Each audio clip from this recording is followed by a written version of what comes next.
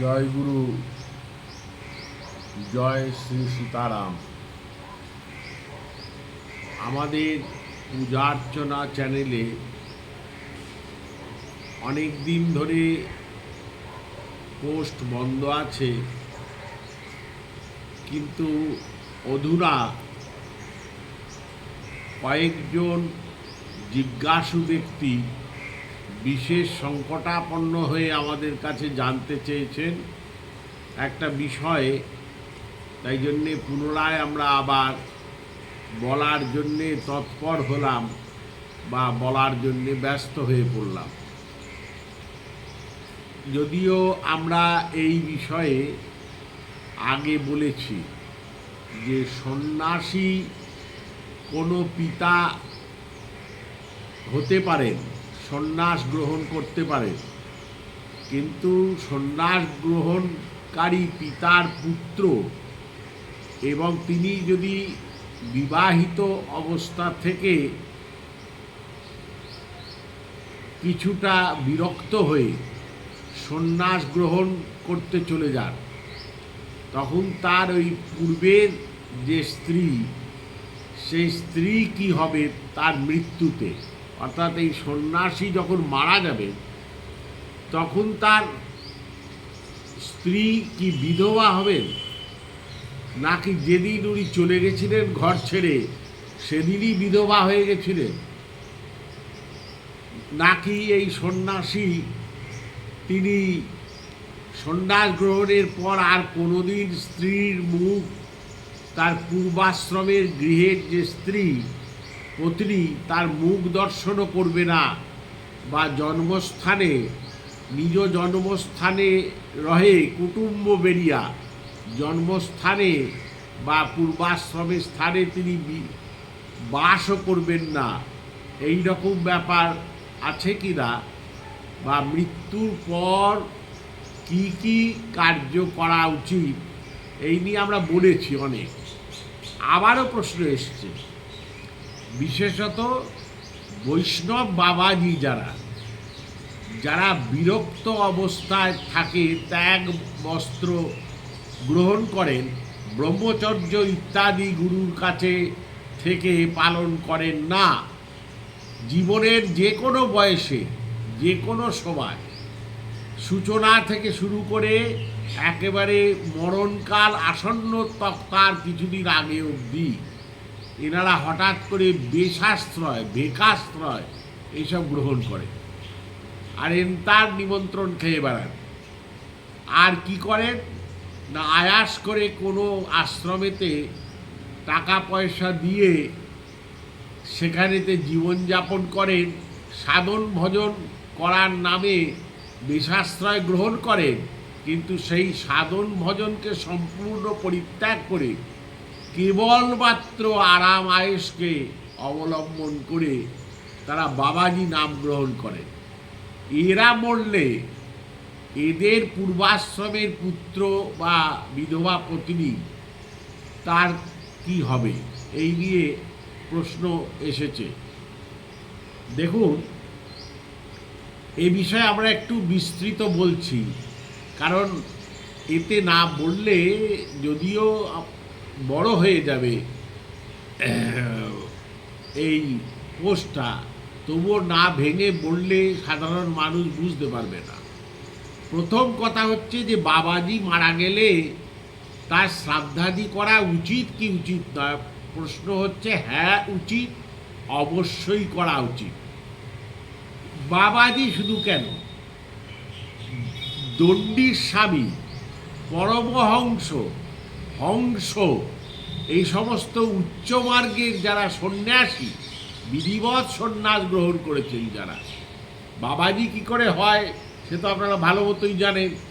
কি কাজ হয়, কি করেন, কত মিনিট সময় লাগে, সেখানে কত নৈষ্ঠিকতা তাদের বজায় রাখতে হয়, কতই বা কৃচ্ছতা তাদের অবলম্বন করতে হয়, এগুলো আপনাদের সামনে খোলা আছে। আমার কথা হচ্ছে শাস্ত্র কি বলছেন শুনুন।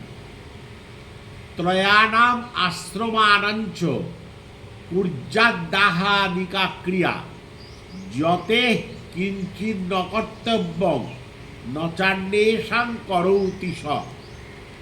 ব্রহ্মপুরাণের বচন। ত্রয়ানাম আশ্রমানাঞ্চ, অর্থাৎ ব্রহ্মচর্য, গার্হস্থ, বানপ্রস্থ, এই 3 অবস্থায় থাকার সময় তার দাহাদি ক্রিয়া করবে, কিন্তু যতে কিঞ্চিৎ ন কর্তব্যম ন চান্ডেশাং করৌতি স। জ্যোতি যিনি, সন্ন্যাসী যিনি, যদি বাবাজি নিজেকে বৈষ্ণব সন্ন্যাসী বলে দাবি করেন, তখন তার দাহ কার্যটিও হবে না, শ্মশানে নিয়ে গিয়ে দাহ নামক কার্য তার হবে না। যতে কিঞ্চিৎ ন কর্তব্যং ন চান্ডেশাং করৌতি স। যতে মানে জ্যোতির, জ্যোতির ষষ্ঠী, জ্যোতি, জ্যোতি মানে সন্ন্যাসী, এ কোনো রকম কাজই করা দরকার নেই। যতে কিঞ্চিৎ ন কর্তব্যম ন চান্ডেশাং করৌতি স। না কি করা হবে এ মারা গেলে, এই সন্ন্যাসী মারা গেলে? না সেখানে শাস্ত্র বলছেন হংসস্তু জলেক্ষেপা, হংসস্তু জলেক্ষেপা পরমহংসমৌপি গর্তে ক্ষিপে একাদশেদ্বি পার্বর শ্রাদ্ধং কৃত্তা। যদি হংস সন্ন্যাসী হন, অর্থাৎ দণ্ডী সন্ন্যাসী, একদণ্ডী সন্ন্যাসী যারা, তাদের জলে ভাসিয়ে দেবে বডিটাকে, আর পরমহংসপি গর্তে ছিপে, যারা পরমহংস সন্ন্যাসী অর্থাৎ ত্রিদণ্ডী সন্ন্যাসী যারা, তাদেরকে গর্ত করে সেখানে পুঁতে দেবে, এবং যাতে কুকুর বেড়ালে না খুঁড়ে খেয়ে নেয় তার জন্য গর্তটা ভালো করে পূরণ করে দেবে। কিন্তু দাহ কার্য যদি কোনোভাবে সংগঠিত হয়, তবে দাহনান্তর যে ঊর্ধ্বদেহী কার্য তা অবশ্যই করতে হবে। শুনুন এখানে কি বলছে, শুনুন। গায়ের জোরেতেই ধর্ম চলে না বাবা, শাস্ত্রকে অবলম্বন করে এগোতে হয়। একোদ্দিষ্টম ন কর্তব্যম একোদ্দিষ্টম ন কুর্বীত জ্যোতিরাম চৈব সর্বদা অহর্ণিকাদশে প্রাপ্তে পার্বণন্তু বিধীয়তে স্বপিণ্ডীকরণো তেষাং ন কর্তব্যং সুতাদিভি ত্রিদণ্ডগ্রহরাদেব পৃথক্তং নৈব জায়তে।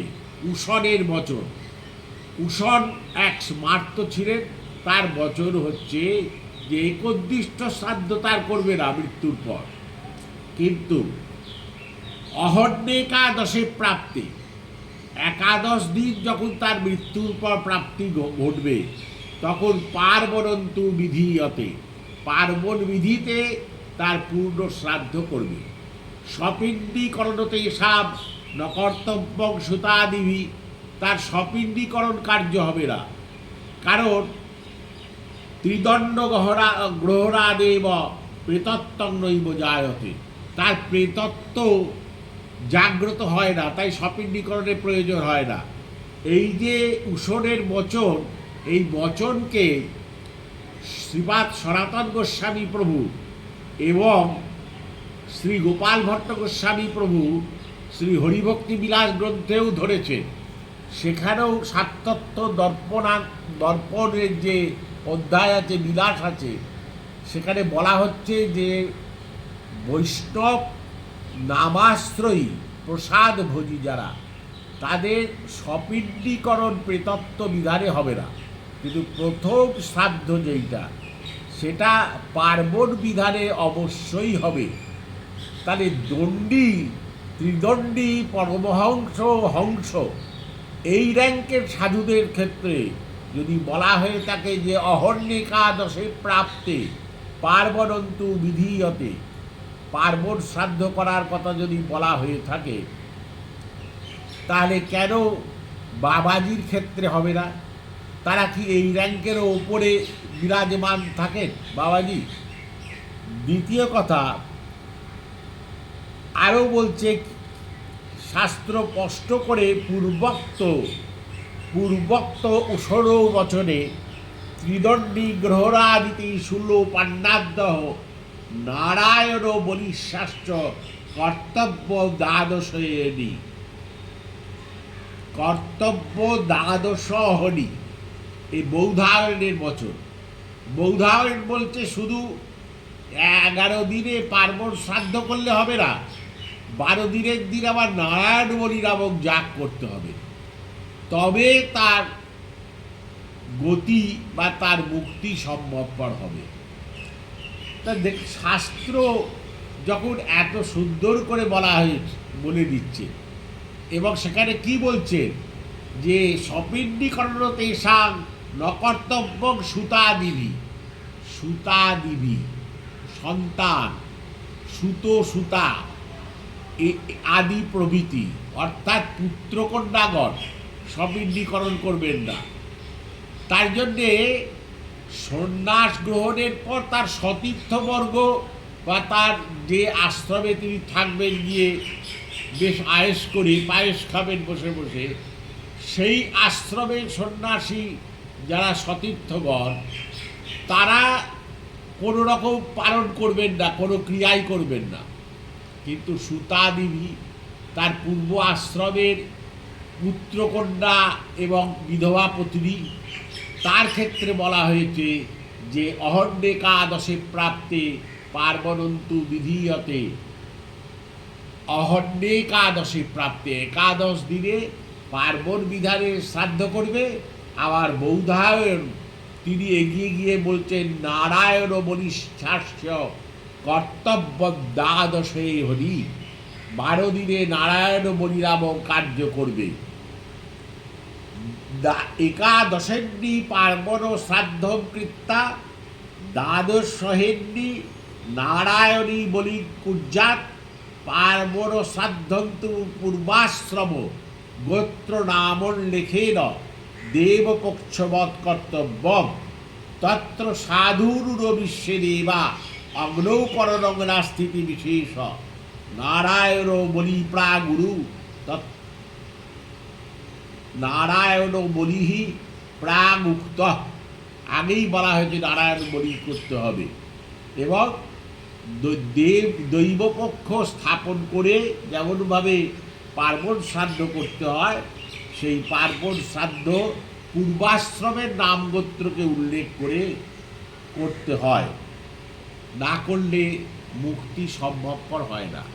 দেখুন, একজন ব্যক্তি তিনি বিবাহ করেছেন, সেই বিবাহ করার সময় তিনি শাস্ত্রীয় মন্ত্র পাঠ করেছেন। মন্ত্রপাঠ করার যে মন্ত্রগুলোকে ব্যাখ্যা করে পুরোহিত মহাশয় বলে দিতে পারেন, বা সেই ব্যক্তি যদি কানে শুনে থাকেন, তাহলে দেখবেন সেই মন্ত্রের ভেতর কতগুলো প্রতিজ্ঞা পালনের কথা বলা হয়। কোন সময় না, যখন কুশগ্নিকার পর বিবাহ হোক, উত্তর বিবাহ হোক, ভোজনোদ্ধৃতি হোক, এই সমস্ত হয়, তখন সপ্তপদী গমন ইত্যাদি সময় কতগুলো কথা বলা হয়ে থাকে, বিশেষ করে ব্রাহ্মণের ক্ষেত্রে।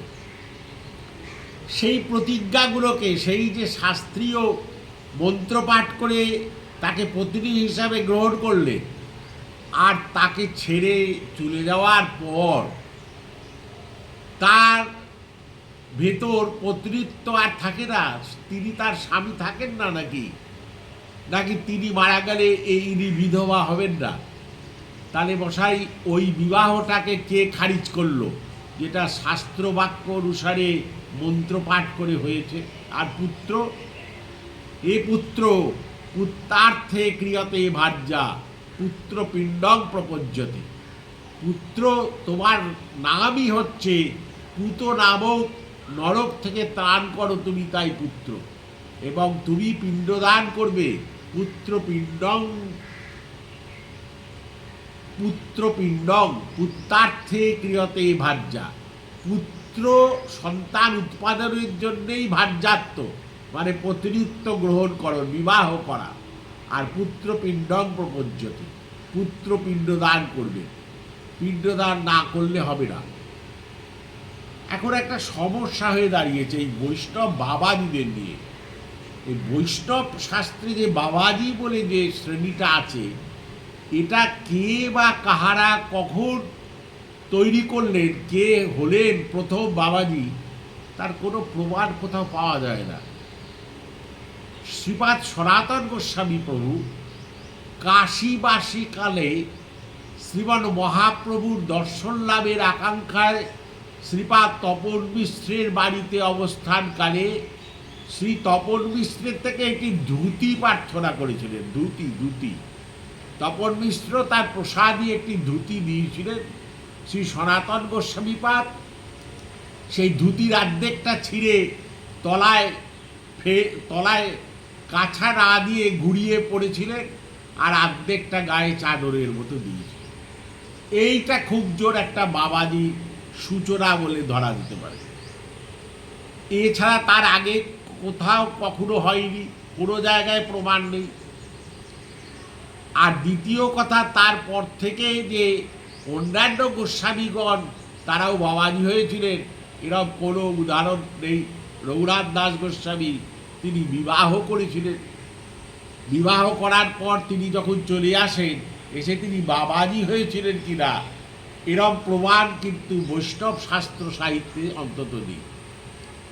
তাই জন্য যিনি বাবাজি তিনি তো ভিক্ষু সন্ন্যাসীও নন, তিনি বেদান্ত পাঠী বা বেদান্তের শাস্ত্র অধ্যয়ন করে বা অনুধাবন করে তিনি যে যাকে ভৈষ্যব বিকল্পতে ভিক্ষু সন্ন্যাসী বলা হয় তাও নন, তিনি নিজ শ্রাদ্ধ আত্মশ্রাদ্ধ করেছেন তাও নন, তিনি গুরুর কাছে ব্রহ্মচর্য পালন করেছেন তাও নন। জীবনের শেষ প্রান্তে এসে দেখেছেন যে কোনো রকমভাবে কোনো সাংসারিক গণ্ডগোল বা পতিপত্নীর ভেতর দ্বন্দ্ব ইত্যাদি নানাবিধ কারণের জন্যে তার ভেতর হঠাৎ বৈরাগ্যের উদয় হয়েছে।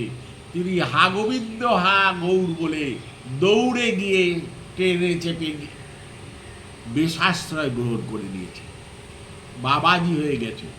আর তিনি মারা গেলে তার পুত্র তার পত্নী কোনো রকম অসৌচ গ্রহণ করবেন না। বাড়ে কী দোষ করলাম আমরা?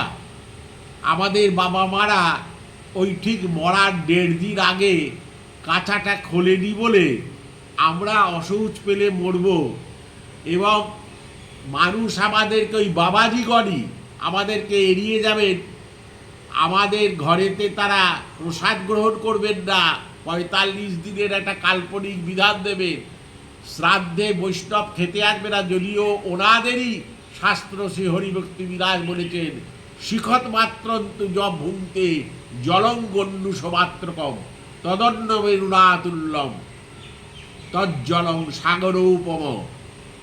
হরিভক্তি বিলাসটা পড়ে দেখবেন, সেখানে শ্রাদ্ধে বৈষ্ণবদের শ্রাদ্ধের দিনই 5 পেরে খেতে বলেছে, কারণ প্রসাদন্নের শ্রাদ্ধ হয়। সেই প্রসাদন্নের শ্রাদ্ধ হয় যখন, তখন সে প্রসাদকে কেন অবজ্ঞা করব? আমরা গৃহস্থ সাধারণ, আমাদের বাবাগুলো কৃষ্ণ ভক্তি যে জনা কৃষ্ণ বজে সে বড় চতুর, এই চাতুরি গ্রহণ করে ওই কাঁচাটা খুলেনি মরার 1.5 দিন আগে বলে কি যন্ত্রণায় আমরা মরেছি। অশৌচ পালন করেছি 11 দিন ধরে, 1 বৎসরকাল দেহা শৌচ করেছি। কর্মকাণ্ডের সঙ্গে যুক্ত থেকে কর্মকাণ্ড, স্বাধ্যায়, বেদোধ্যায়ন এবং অধ্যাপনা সব কিছুকে ত্যাগ করে কেবলমাত্র পরভিক্ষা অবলম্বন করে জীবনযাপন করেছি। বাবার বাড়িটা ভোগ করবে, বাবার পেনশনের টাকার অর্ধেক মা ভোগ করবেন, বারে বা, আর সেই বাপের জন্য অসৌচটা গ্রহণ করবেন না। এত বড় স্পর্ধা তোমাকে কোন শাস্ত্র দিয়েছে? কোনো রকম ক্রিয়াকর্ম তার করবে না, এই ধরনের স্বাধীনতা তোমাকে কোন শাস্ত্র দিয়েছে? দেখতে লো, আমি শাস্ত্র ব্রহ্মপুরাণ উষণের বচন এবং বৌধায়নের বচন এই থেকে বলে দিলাম যে 11 দিনে পার্বণ শ্রাদ্ধ এবং 12 দিনে নারায়ণ বলি যা করবে। একটা ব্যাপার হতে পারে এখানে, অন্যভাবে নেবেন না, হয়তো এই বাপটার প্রতি পুত্রটা বা তার স্ত্রী এতই বিরক্ত ছিল যে ও পাপ বেশাশ্রয় গ্রহণ করেছে, এবার ও মরলে আমি কেন কষ্ট করে মরবো, অসৌচ টসৌচ পালন করা, এসব করা, পূজার্চনা, কীর্তনা আদি করা, খোল বাজিয়ে পয়সা রোজগার করা, এগুলো থেকে কেন বিরত হবো, ও পড়েছে মরতে দাও ওকে। আবার বাবাজি গৃহে ফিরে আসেন সন্ন্যাস নেওয়ার পর, গৃহেতে দীর্ঘদিন বাস করছেন, গৃহের অন্ন জল খাচ্ছেন। আরে সন্ন্যাসী যদি জ্যোতি তুমি হয়েই থাকো, তবে গৃহে আবার প্রত্যাবর্তন করছো, আশ্রমে এসে তোমার পত্নী তোমার সঙ্গে দেখা করছে, এসে তোমার থেকে টাকা নিয়ে যাচ্ছে, স্বামী স্ত্রীর পরস্পরের সুখ দুঃখের গল্প হচ্ছে, এ ব্যভিচার কবে বন্ধ হবে জগৎ থেকে? এই ধরনের নিকৃষ্ট শাস্ত্রাচরণ, এই ধরনের নিকৃষ্ট ধর্মাচরণ যেন স্তব্ধ হয়, তা না হলে জগতের পক্ষে অকল্যাণ অধিক মাত্রায় বিদ্যমান। জয় গুরু, জয় শ্রী সীতা।